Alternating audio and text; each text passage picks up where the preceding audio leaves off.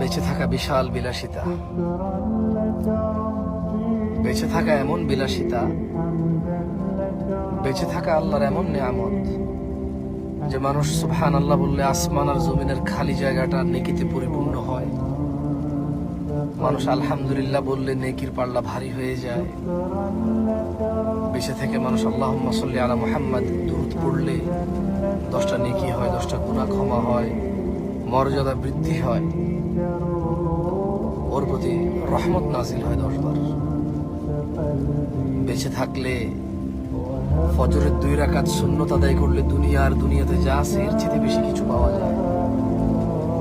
বেঁচে থাকলে ফজরে 2, জোহরে 6, মাগরিবে 2, ইশায় 2, মোট 12 রাকাত সুন্নতে মুআক্কাদা পড়লে আল্লাহ সুবহানাহু ওয়া তাআলা জান্নাতে ঘর তৈরি করবে। যে ব্যক্তি প্রতিদিন 12 রাকাত সুন্নত আদায় করবে তার জন্য আল্লাহ একটা করে ঘর নির্মাণ করবে। সুবহানাল্লাহ।